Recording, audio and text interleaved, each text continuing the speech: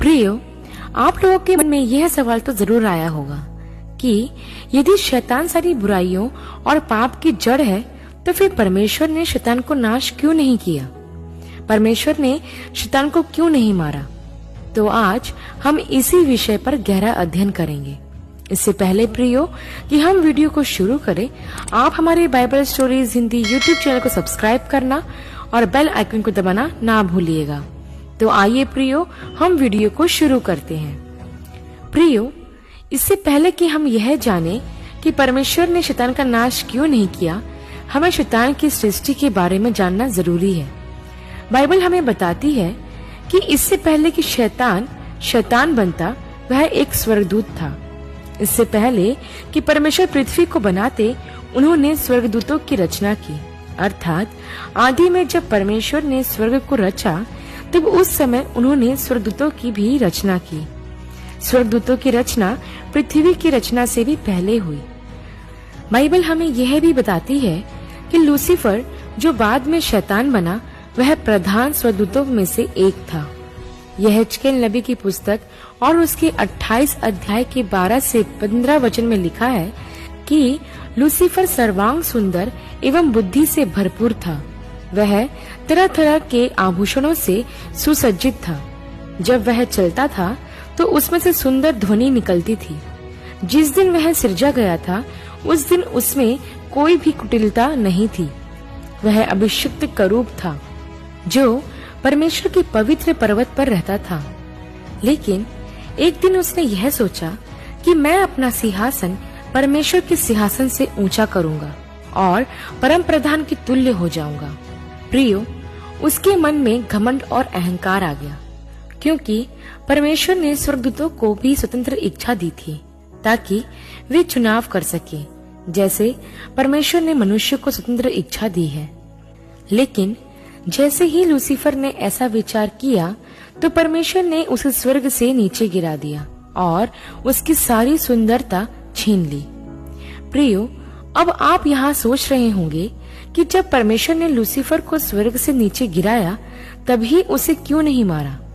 तो मैं आपको बता दूं प्रियो कि स्वर्गदूत जब रचे गए थे, तब परमेश्वर ने उन्हें अपने जैसा अमर अर्थात कभी ना मरने वाली या कभी ना नष्ट होने वाली देह प्रदान की। मतलब स्वर्गदूतों की रचना अविनाशी देह के साथ हुई, जिसे कोई नहीं मार सकता। इसलिए परमेश्वर ने जब लूसीफर को स्वर्ग से नीचे गिराया और जब वह शैतान बना, तो परमेश्वर ने उसके लिए एक जगह तैयार की, जिसे नर्क, अथाह कुंड या हेल कहते हैं। मत्ती के सुसमाचार और उसके 25 अध्याय के 41 वचन में लिखा है कि प्रभु यीशु अपने बाई ओर वालों से कहेंगे कि हे श्रापित लोगों, मेरे सामने से उस अनंत आग में चले जाओ जो शैतान और उसके दूतों के लिए तैयार की गई है। बाइबल का यह वचन हमें बताता है कि परमेश्वर ने शैतान और उसका साथ देने वाले सारे दूतों के लिए एक जगह तैयार की है, जहां उसे अनंत काल के लिए डाल दिया जाएगा, जहां उसे सिर्फ रोना, दांत पीसना और अनंत आग में जलते रहना होगा। लेकिन अब सवाल यह है कि जब परमेश्वर ने शैतान व उसके दूतों के लिए नर्क को तैयार किया है, तो परमेश्वर शैतान को उस नर्क में क्यों नहीं डाल देते? क्यों परमेश्वर एक ही बार में उसका किस्सा खत्म नहीं कर देते? तो मैं आपको बता दूं प्रियो कि हमसे ज्यादा बुद्धिमान हमारे परमेश्वर हैं। यदि परमेश्वर ने शैतान को पृथ्वी पर रखा है, तो जरूर उसकी कोई वजह होगी। प्रियो, असल में परमेश्वर शैतान के कामों के द्वारा बहुत सी बातें हासिल करते हैं। परमेश्वर पृथ्वी पर शैतान को इतनी दुष्टता, हानि व पीड़ा पहुंचाने का काम इसलिए करने देते हैं क्योंकि इनके द्वारा वह लोगों को परमेश्वर की तरफ मन फिराने का मौका दे सके। क्या आपने कभी इस बात पर गौर किया है कि जब तक मनुष्य आरामदायक जिंदगी गुजार रहे होते हैं, जिसमें न कोई बीमारी, न कोई तकलीफ, न गरीबी, न दुख होता, तो शायद ही वह परमेश्वर को याद करते। प्रियो, परमेश्वर जो कुछ भी होने देते हैं, उसके पीछे उनका एक उद्देश्य होता है। पुराने नियम में हम एक घटना देखते हैं कि जब इजराइल के लोग जंगल में थे और जब वे परमेश्वर को भूल गए थे, तो उनके बीच में अचानक जहरीले सांप निकल आए।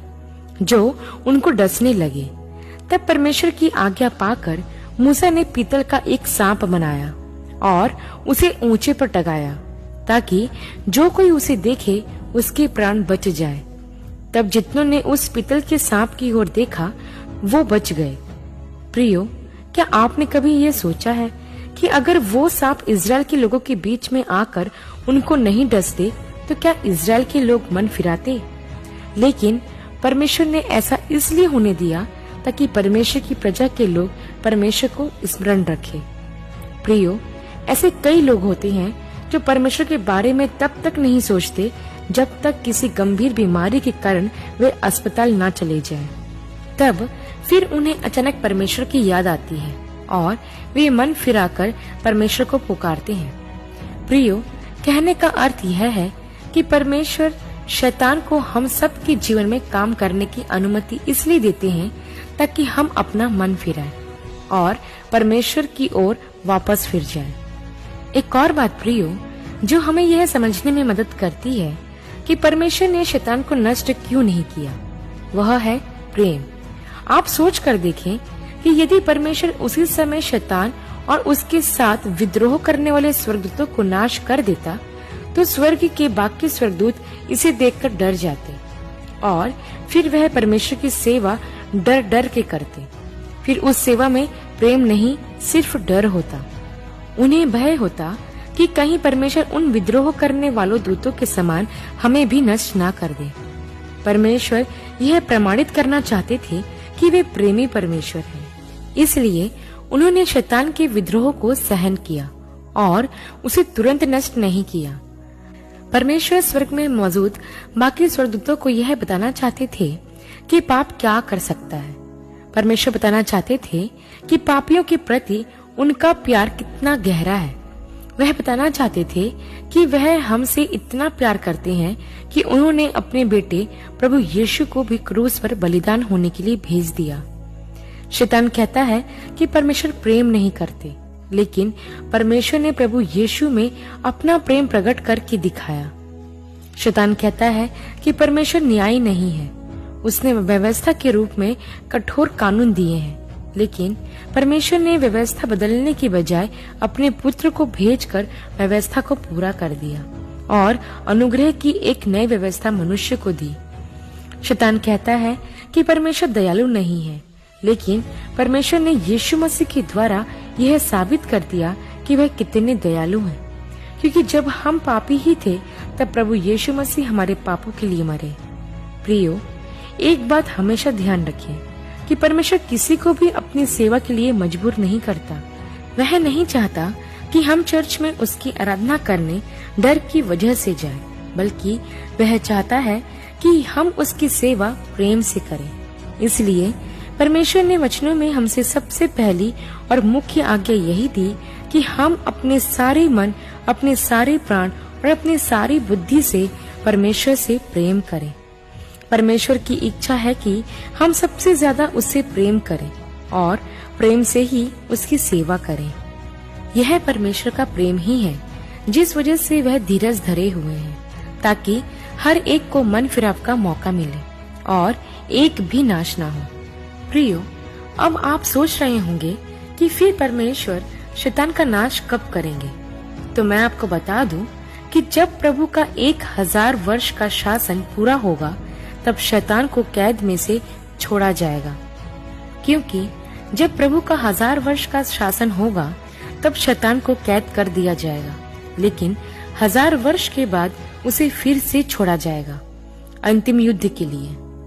उसके बाद वह हमेशा हमेशा के लिए उस झील में डाल दिया जाएगा जो आग और गंधक से जलती रहती है, जहां वह और उसके दूत युगानुयुग युग पीड़ा में तड़पते रहेंगे, जैसा कि प्रकाशित वाक्य की पुस्तक और उसके 20 अध्याय के 1 से 10 वचन में लिखा भी है।